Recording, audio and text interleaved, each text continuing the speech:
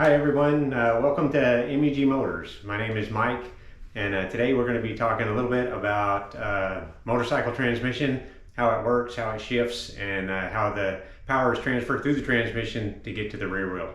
So let's move the camera around a little bit and we'll get started and see if we can show how this works. Okay, so in this first video we're going to talk a little bit about the shift mechanism and how the movement from the shift lever gets transferred to the internal mechanism in the transmission. So what I've got here is I have this partially mocked up. We have the shift lever here on the shift shaft. This would normally be, of course, covered by the other case.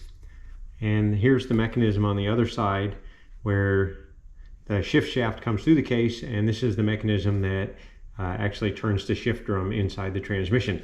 And so I can shift through the gears with this shifter. You can see up and down. And what you'll notice inside is you'll see this shift drum turn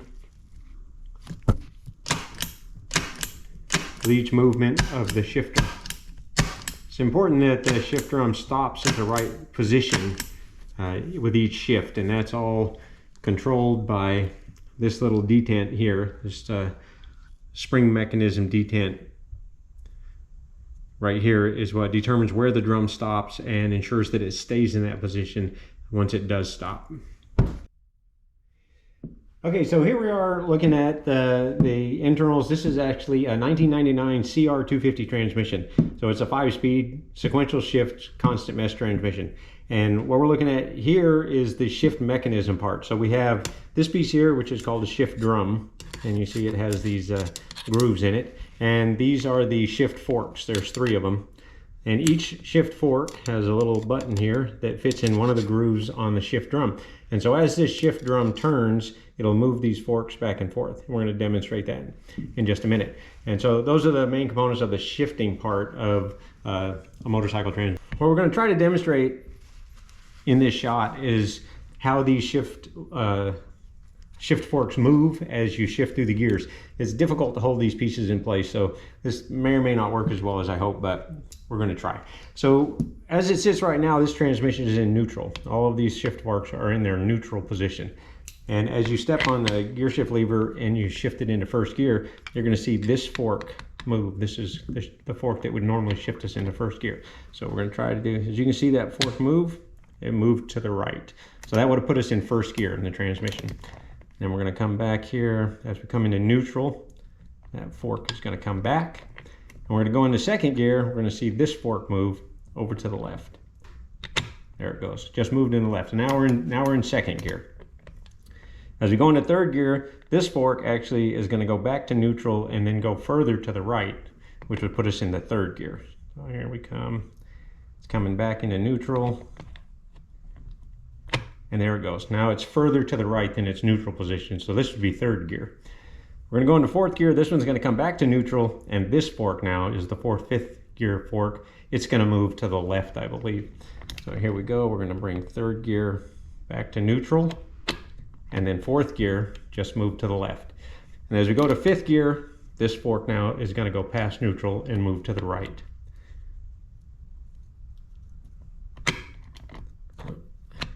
Yeah, there we go.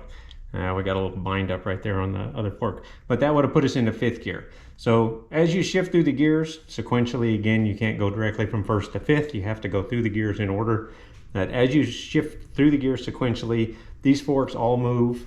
At no point in time is more than one fork out of its neutral position. We can only have one fork away from neutral at a time. Otherwise the transmission would bind up. But that's basically how your foot changes the shift mechanism to change the transmission into the various gears as you're riding the motorcycle. All right, so here's the transmission out of this 1999 CR250R. And what we have are 2 shafts. This shaft here is where the clutch would typically be mounted. So this is the input shaft. The power from the engine comes into this shaft. And then this shaft is where the sprocket would be mounted. So this is the output shaft where the power would be directed to the rear wheel. This is a constant mesh transmission, and all that means is as you shift through the gears never disengaged. They're always meshed, hence the term constant mesh, right? And so again, this is a 5-speed transmission, and if we count 1, 2, 3, 4, 5, we have 5 pairs of gears. Each pair of gears is a different gear ratio. We start here with the smallest gear driving the largest gear on the output shaft. That would be first gear. And as we go up in size here, we go down in size here. So first gear, second gear is over here, third gear, fourth gear, fifth gear. And so those 5 gears, those 5 gear pairs make up the 5 gear ratios that we have in this transmission. The interesting thing and the important thing about this transmission is that for every gear pair that we have, there will be one gear that is fixed to the shaft that it's on, and there'll be one gear that can spin freely on the shaft. So if we separate these and we talk about first gear, for instance, this gear is fixed to the shaft. This shaft cannot turn without this gear turning, but its driven gear over here is free to spin on the shaft. Same thing with second gear. Second gear is fixed to the shaft here, but it's free to spin over here. Same thing with third gear. Third gear is fixed to the shaft here, and it's free to spin here. As we go to fourth gear, over here, fourth gear is free to spin on this shaft, but it's fixed on this one. It's splined to the shaft there. And same thing with fifth gear. We're fixed over here, and we're free to spin over here. So that's important. That's the only way this transmission can work. And so in neutral, as we sit right now, no pair of gears has both gears on each shaft that are fixed to the transmission. So the bike won't go anywhere. For every gear pair we have one gear that's spinning free, no way to get power to the back wheel. So the way that we fix that when we shift gears is with these right here, these shift dogs here. That's what I call them anyway. As you see, for instance, on this one, there's protrusions on this gear right here, and there's protrusions on this one. So while this gear is free to spin now, if the shift fork from the earlier display were pushed over to the side, this gear now becomes locked to this shaft. And so as we drive power in through the engine, through the clutch, and we turn this gear, it's mated to a gear that is also fixed to the shaft. And so once we do that, we now have power coming through the shaft, through the gear, through this gear, and out the output shaft. And we can do that for every gear that this bike has in its transmission. So remember we talked about first gear.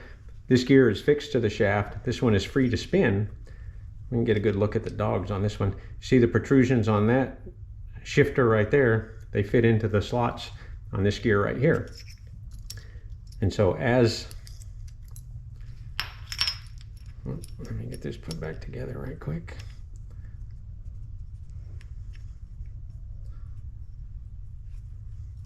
So if this shift dog is pushed over to this side, this gear now becomes locked to this shaft, and we now have first gear.